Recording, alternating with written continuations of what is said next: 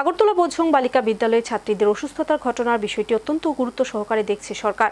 হাসপাতালে চিকিৎসাধীন ছাত্রীদের চিকিৎসা সুনিশ্চিত করতে সব ধরনের নির্দেশ দেওয়া হয়েছে জিবি হাসপাতাল কর্তৃপক্ষকে। পাশাপাশি প্রশাসনিক দায়িত্বপ্রাপ্ত আধিকারিকদের এই সমগ্র বিষয়ে তদন্ত করতে নির্দেশ দেওয়া হয়েছে।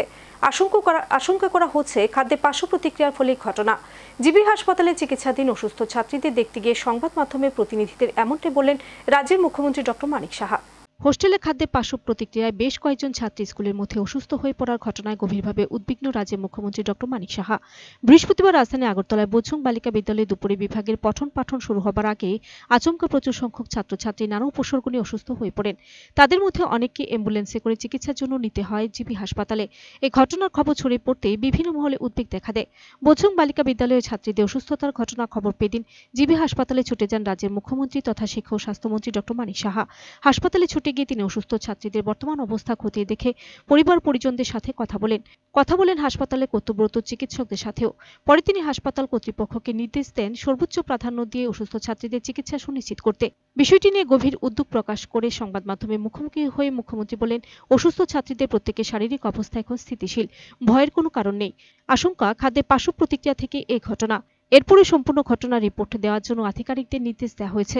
অসুস্থ ছাত্রীদের সর্বোচ্চ প্রাধান্য দিয়ে চিকিৎসা সুনিশ্চিত করার নির্দেশ দেওয়া হয়েছে। যা খবর এসছে প্রায় 11 আরও 10 জন না, প্রায় 20-25 জনের মতো মেয়েরা হঠাৎ করে ওদের পেটে ব্যথা হচ্ছিল, তো আনইজি ফিল করছিল ওদের প্রেয়ারে, এবং বেশিরভাগই বুজং গার্লস স্কুলে আর একজন তুলসীবতী মহারানী সেম স্কুলে। একজন তো এখানে তো আলাদা, স্কুল তো আলাদা, তো ওখান থেকে হঠাৎ করে ব্যথা হচ্ছে। আমার কাছে সকালে যখন খবরটা আসলো আমি সাথে সাথে খবর নিলাম এবং আমি বললাম যা যা দরকার আমাদের তরফ থেকে তাদের হেল্প করা। তো এটা খুব সম্ভব ফুড পয়জনিং থেকে হয়েছে।